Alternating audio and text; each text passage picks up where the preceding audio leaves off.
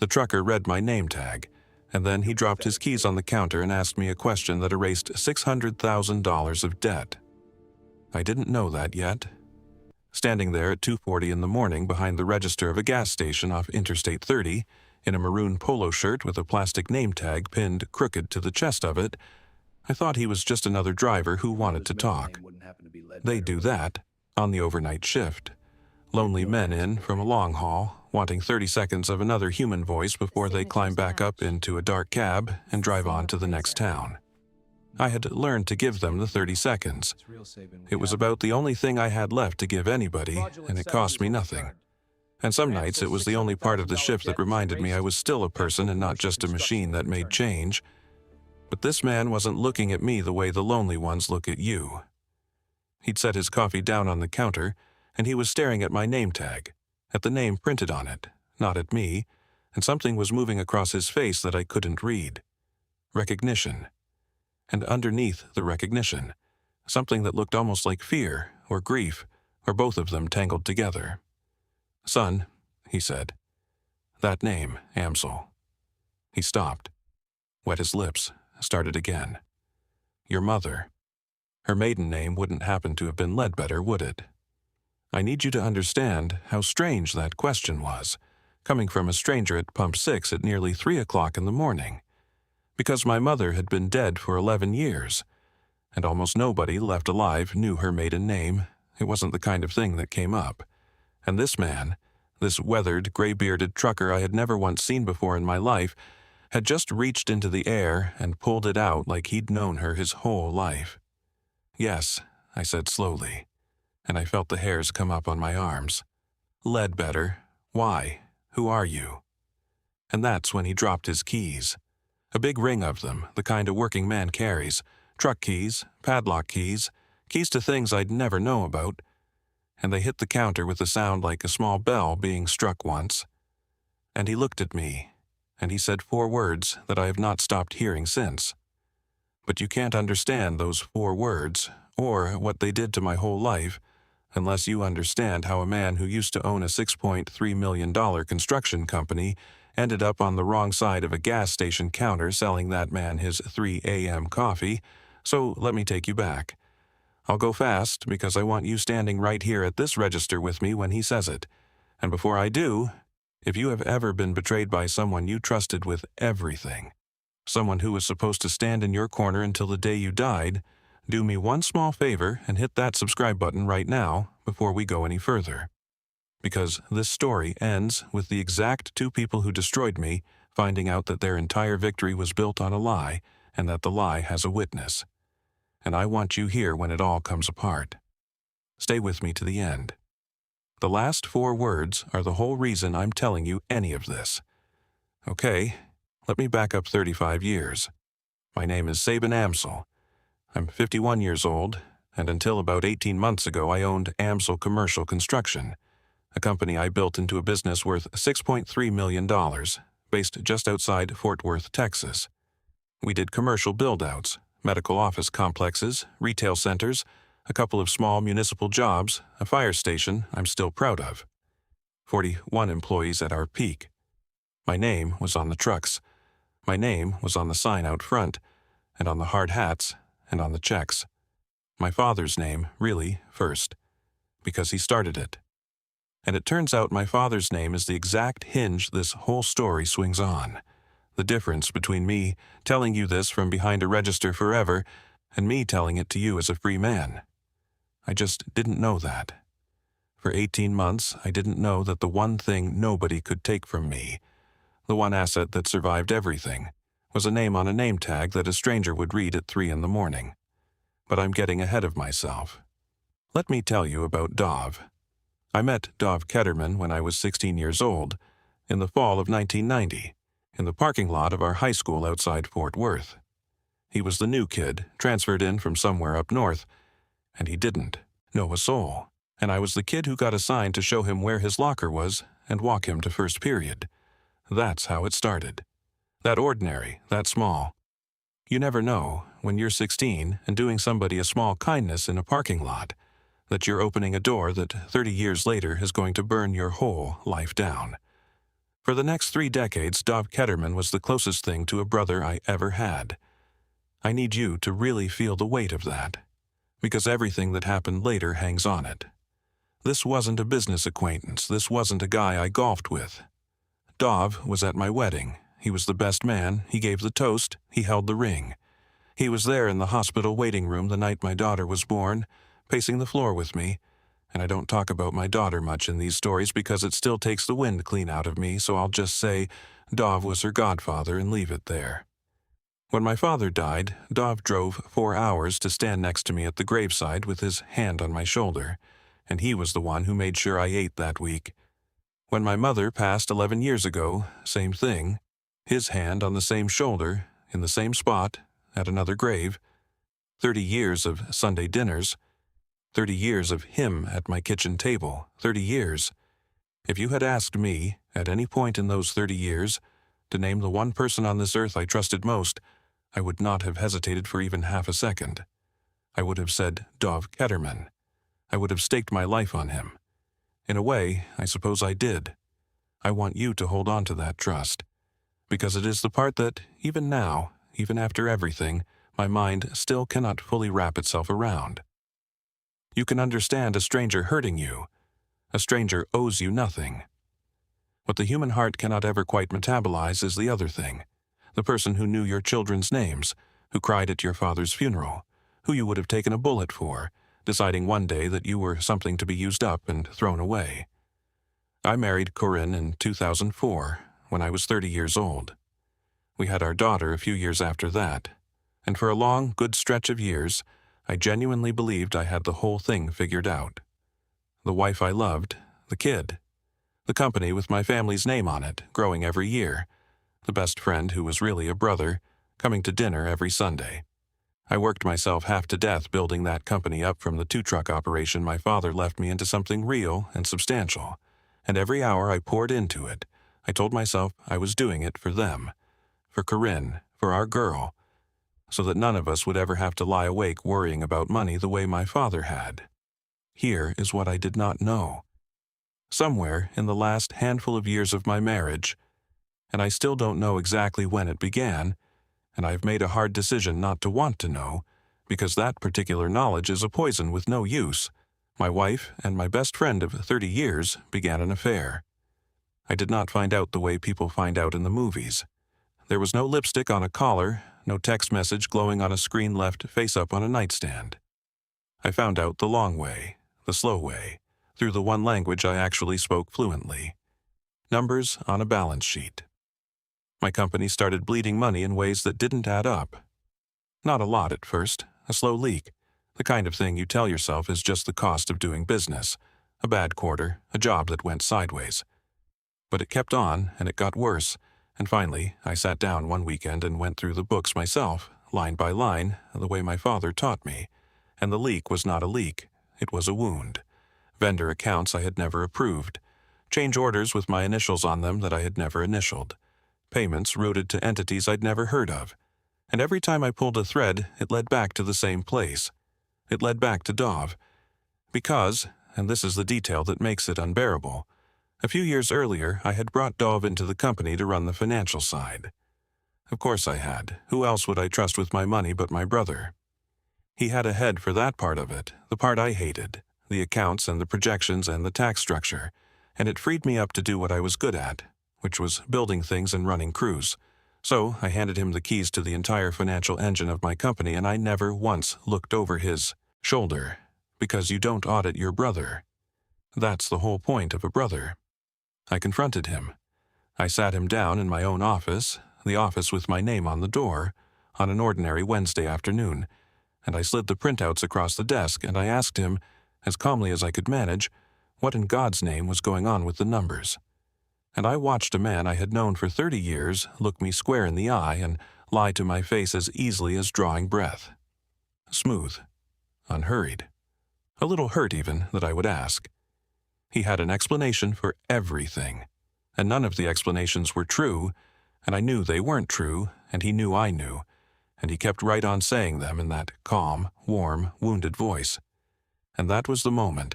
I want to be precise about this, because it wasn't the affair. I still didn't even know about the affair yet.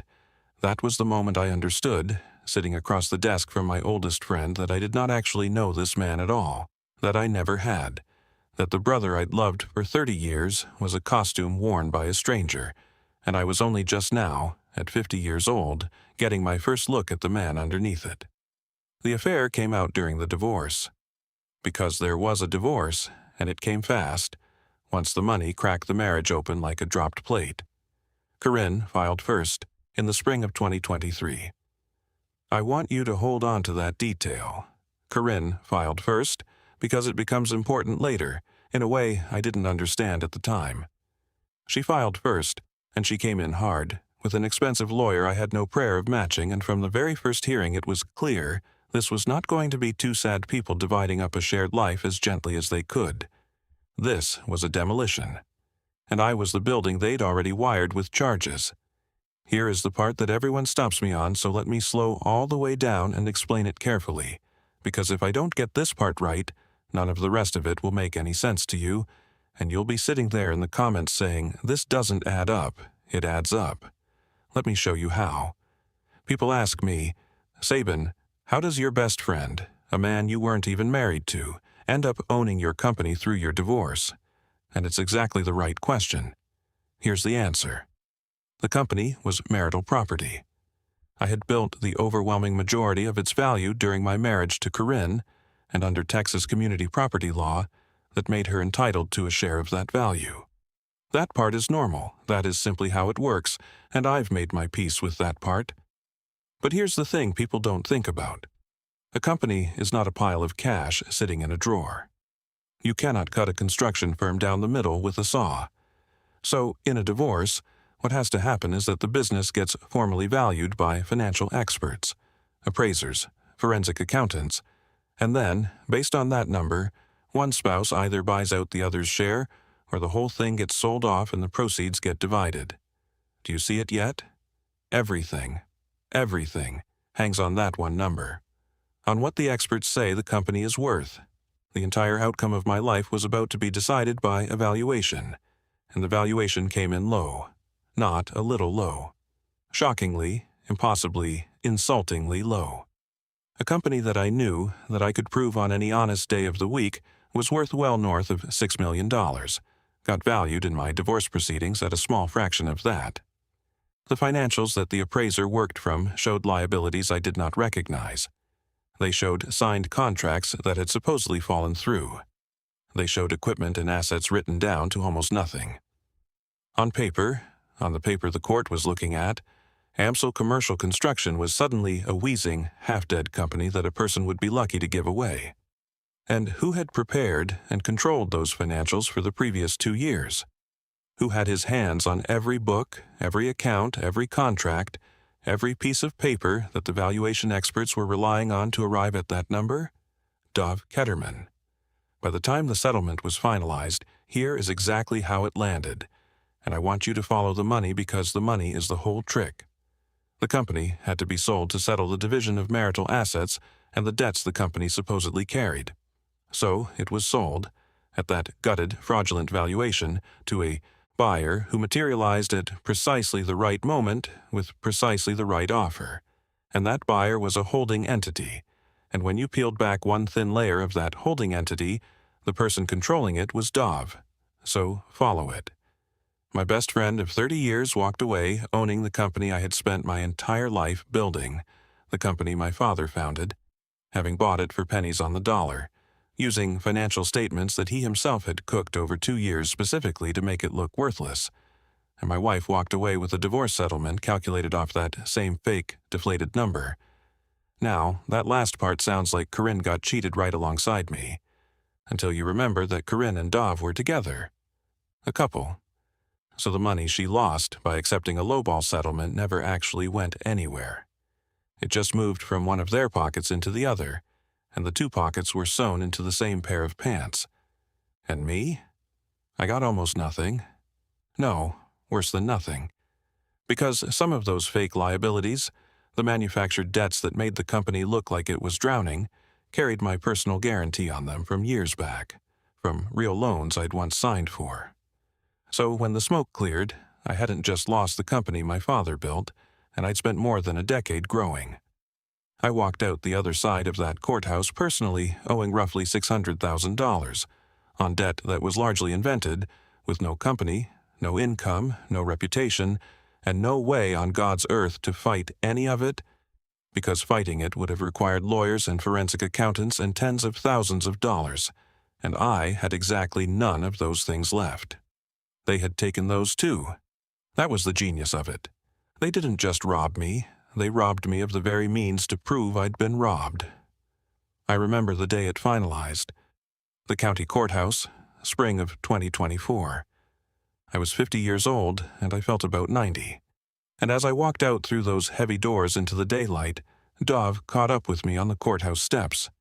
He was wearing a suit that cost more than I would take home in 3 months at any job a man like me could still get.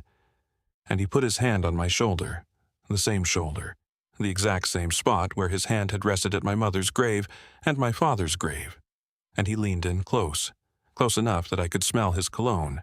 And he smiled at me, warm as a Sunday, and he said, "You're pathetic, David." David. My name is not David. And I'll come back to why he said the wrong name, because it is not what you're thinking, and it is somehow so much worse than a simple insult. But sit with that word for a second. Pathetic. 30 years of friendship. 30 years of Sunday dinners and shared graves and a hand on my shoulder. And that was the last thing Dov Ketterman ever said to me, with a smile on his face, on the courthouse steps, before he turned and walked off to go run my company with my wife on his arm. I didn't say anything back. There genuinely wasn't anything to say. I just stood there on those steps and watched the two of them walk to a car that was exactly the kind of car I used to drive, back when I was the man signing the fronts of the checks, and I felt something happen inside my chest that I can only describe as a heavy door swinging shut. Quietly, no slam. Just a click, and then silence on the other side of it. For good, I thought. So, that is how a man who owned a $6 million company, a man whose father's name was on the sign, ends up working the overnight shift at a gas station off the interstate. Because after those courthouse steps, the fall was fast and it was total. I was 50 years old. I had a professional reputation that Dov had carefully poisoned. He'd made good and sure the story going around the Fort Worth construction industry was that Sabin Amsel had mismanaged his own company straight into the ground, and maybe done worse than that. Maybe there was something shady in how it all collapsed. And I had $600,000 of manufactured debt hanging around my neck like a millstone. Nobody in commercial construction anywhere in the metro was going to hire the man whose own company supposedly died under his hands. I sent out resumes into a silence so complete it was almost peaceful. So I sold my truck. I sold my tools, the good ones. The ones I'd collected over 30 years, the ones that still had my father's initials scratched into a couple of the handles. I moved out of our house, because Corinne got the house, into a one-bedroom apartment in a part of town I had previously only driven through, on my way to somewhere nicer. And when the only job I could find, the only one, after months of looking, that would take a 50-year-old man with a wrecked reputation and not one reference anyone would return, turned out to be the 11 p.m. to 7 a.m. shift at a gas station off Interstate 30, I took it. And I was grateful to get it. And I need you to hear me clearly on this one thing, because it matters more than almost anything else I'll tell you. There is no shame in that job. None. The men and women who work those overnight shifts so the rest of the world can buy gas and coffee at 3 a.m. are doing honest work, and honest work is honest work. The shame in my story was never the gas station. The shame was what had been done to me, by the people who were supposed to love me, to land me there.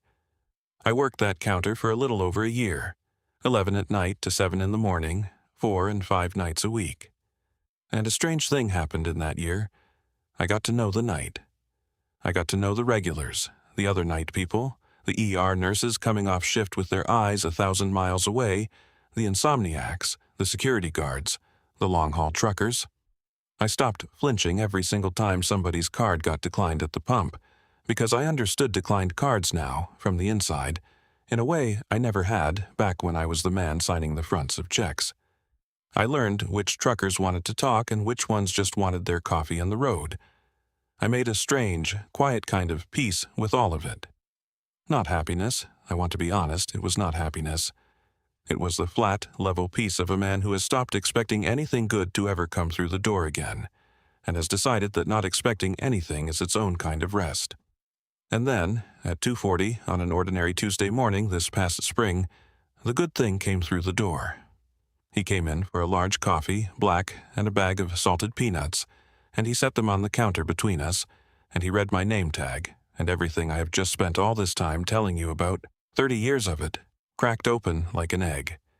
His name was Huel Danner. Late 60s, a gray beard gone almost white at the chin, forearms like a man who had worked with them hard his entire life and never stopped.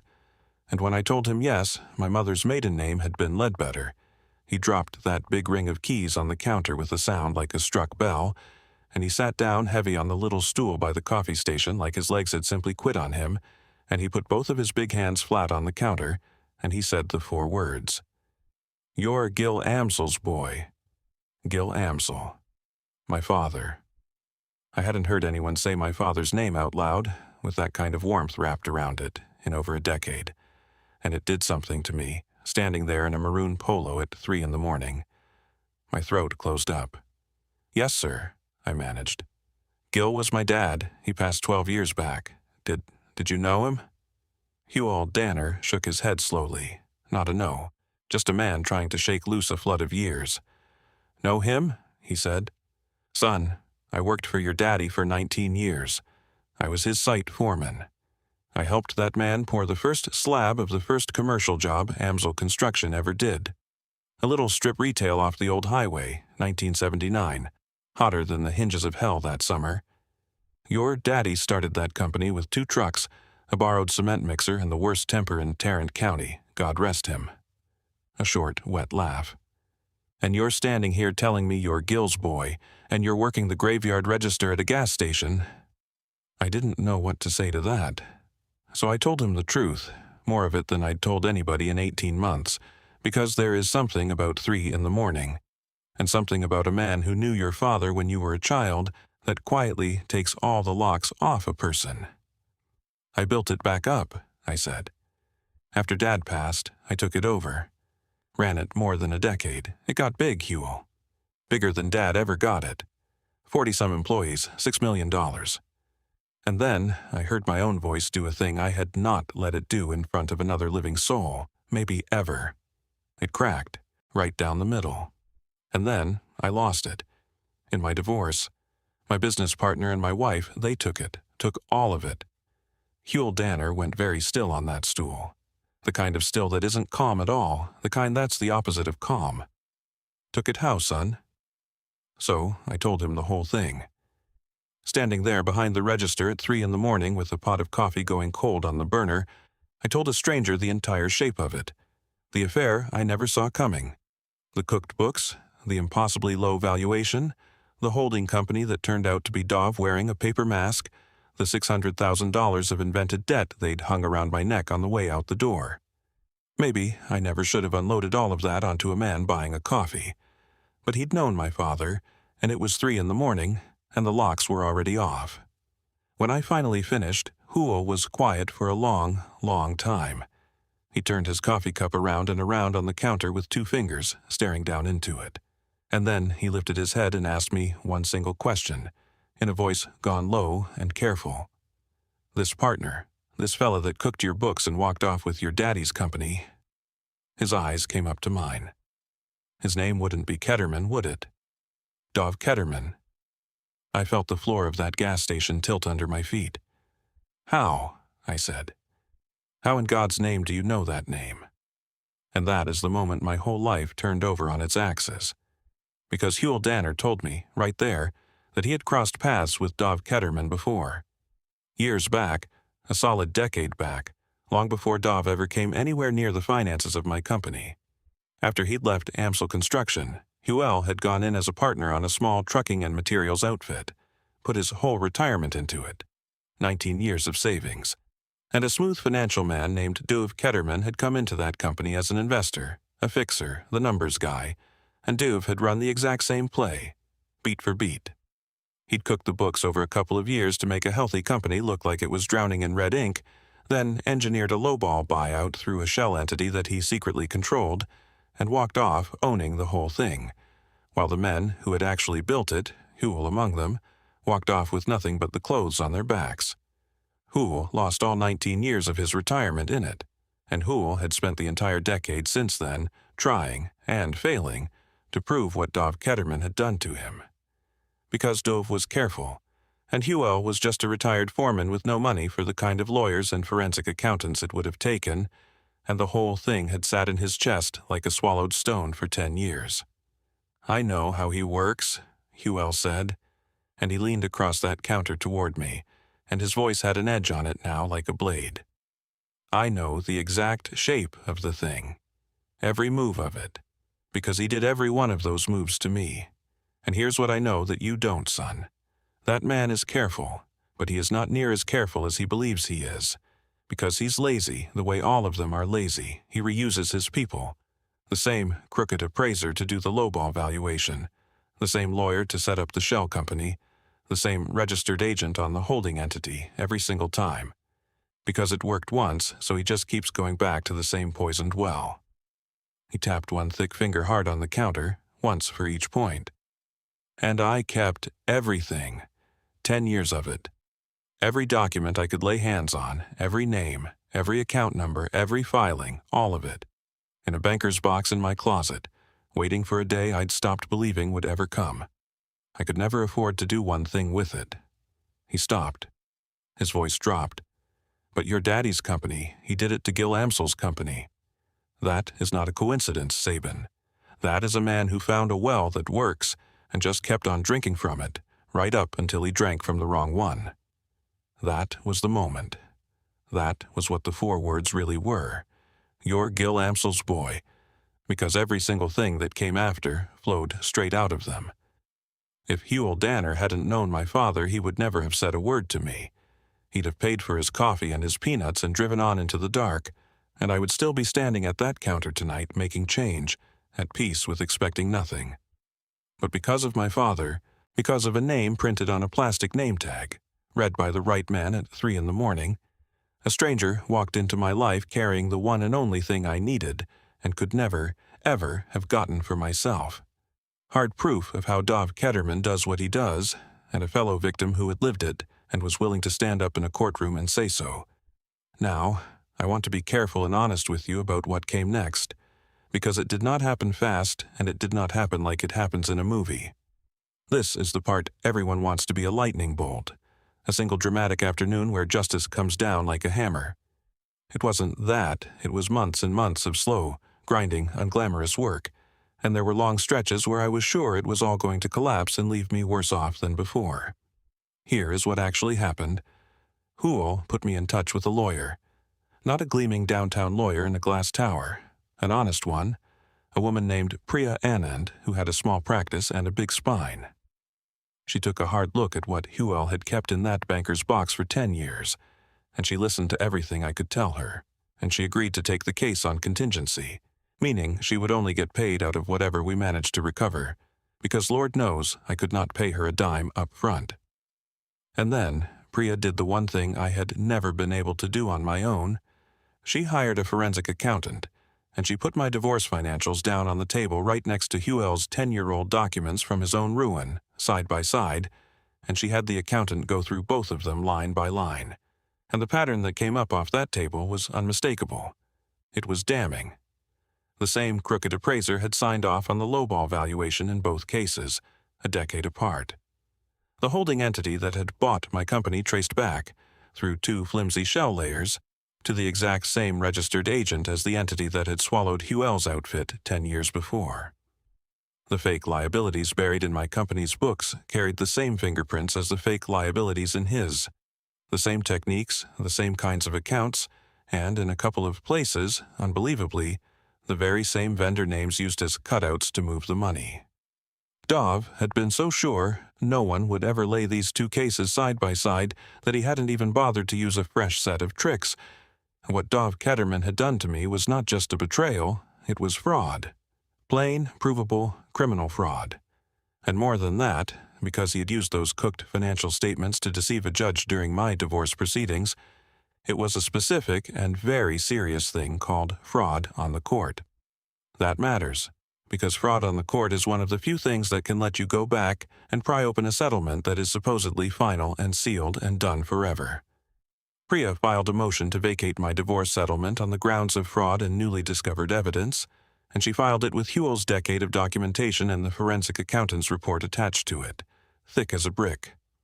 I'm not going to sit here and pretend it was clean or quick, because you'd know I was lying, and you'd be right. Dov had money and Dov had lawyers, and they fought us on every inch of it. There were hearings and delays and motions and more delays. There were long nights on that gas station stool where I stared at the door and wondered if I had just spent the very last of my hope on something that was going to fall apart in my hands and leave me with nothing at all, not even the peace I'd had before. Corinne's lawyers tried to build a wall around her, argued that she was an innocent party who'd simply accepted the settlement her lawyers negotiated, that she couldn't possibly have known about any financial fraud.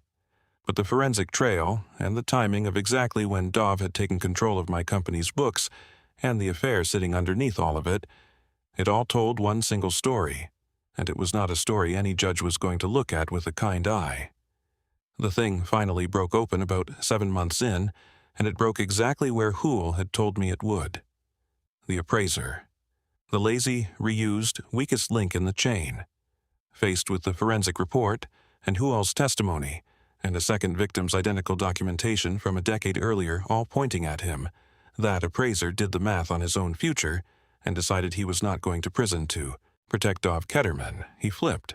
He admitted, in exchange for keeping himself out of a criminal case, that he had knowingly prepared fraudulent valuations at Dov's direction, in my divorce and in Huell's buyout 10 years before. And the moment he flipped, the entire structure Dov had built came straight down. The court vacated the settlement. It found, in writing, that Amsel Commercial Construction had been fraudulently undervalued and fraudulently transferred. The manufactured debt, the $600,000 that had been strangling me for 18 months, was found to be exactly what Huell and I had known it was, invented, and it was wiped away entirely as part of unwinding the fraud. And the ownership of Amsel Commercial Construction, my father's company, the company with both our names on it, was ordered returned to me. I had it back. On paper, at 51 years old, standing in a courtroom in a suit I'd borrowed instead of behind a register in a maroon polo, I had my father's company back, my debt was gone, my name was clean, and the story going around the industry had flipped completely. And the two people who had set out to erase me from my own life were now the ones standing in the wreckage. Dov, staring down a civil judgment that took back far more than he had ever stolen, plus a criminal fraud referral that meant his real troubles were only just beginning, and Corinne walking away from all of it with the settlement gone and her name stapled forever to a court finding of fraud. And here is the part that surprised even me. The part I did not see coming, right up until the moment I did it. I didn't keep the company. I got it back, every share of it, free and clear, and then I turned around and I sold it. On my own terms this time, at its real and honest value, to the people who had actually earned a piece of it. The foremen and the project managers and the crew leads who had stayed loyal to that company. Even through the years, Dov ran it into the mud. The people who knew how to pour a slab and hit a deadline and treat a client right. I structured the sale so that those men and women would genuinely own a piece of the thing they'd spent their lives building. Because somewhere in those long months, on the night shift, and in Priya's cramped office, and on the hard benches outside that courtroom, I had finally figured something out about myself. I did not actually want my old life back. I wanted the theft undone. I wanted my father's name to mean what it was always supposed to mean, instead of the lie Dov had turned it into. I wanted the truth carved permanently into the public record where nobody could ever twist it again. But the man I used to be, the man who worked 80-hour weeks chasing that $6 million number to prove something to a wife and a best friend who were quietly betraying him the entire time he chased it. I did not want to climb back inside that man's skin. That man had been so busy building a company that he never once noticed his own life being carried out the back door. Getting the company back was never really the point. The point was becoming a man who couldn't be erased. And you don't do that by climbing back into the exact life they stole. You do it by walking out of the courthouse a free man and choosing, for the first time in 30 years, what you actually want. I paid Huell Danner back for what Dov took from him a decade ago. Not out of the company, out of my own recovery, my own pocket. Because 10 years of stubbornly kept documents in a banker's box in a closet were the only reason any of this ever happened. And a debt like that you pay whether a court orders you to or not. He tried hard to refuse it. I told him his old foreman Gil Amsel would have done the exact same thing in my boots, and that shut him right up because we both knew it was true. Now, the last thing. The name. Why did Dov call me David on those courthouse steps? He didn't exactly. That's how I tell it now, and I know how it sounds, but the truth is smaller than a lie and somehow so much worse than one. On those steps that day, standing at the very peak of his victory, gloating, my best friend of 30 years, the man who had stood at my father's grave and my mother's grave with his hand on my shoulder, the man I had trusted with my money and my marriage and my whole life, called me by the wrong name. A slip. Just a careless slip of the tongue. He was so far gone into whoever he had become, so completely checked out of ever really seeing me as a person at all, that in the last words he would ever speak to me, at the summit of everything he'd stolen, he could not even be bothered to get my name right. And I think about that, honestly, more than I think about the money or the company or any of it. 30 years. And by the end, I was so small to him, so thoroughly a thing instead of a person, that he mixed me up with somebody else while he was busy destroying me on the courthouse steps. But my father knew my name. Gil Amsel knew exactly who I was. And a trucker who poured slabs alongside my father for 19 years read that name off a crooked plastic name tag at 3 o'clock in the morning and knew instantly, from 4 letters and a maiden name, exactly whose boy I was. And that, not the company, not the vindication, not even the money, that is the thing I hold on to now, on the good days and the hard ones both. So let me ask you something, and I really do read these. If it had been you, after you'd clawed the truth up out of the dark and gotten every bit of it back, would you have kept the thing they stole from you? Or would you have done what I did and let it go, because by then getting it back was never really the point anymore? I still go back and forth on it myself some nights. Tell me honestly what you would have done in my boots. And tell me this one too, especially if it has ever happened to you. Have you ever been betrayed by someone who was supposed to be your brother? Someone who knew you 30 years and then threw you away like you were nothing at all? I want to know how you carried it, and I want to know if you ever managed to get your name back. If this one meant something to you tonight, do me that one favor I asked for at the very start. Hit subscribe and stay with me a while. There's another one coming, and it's a good one.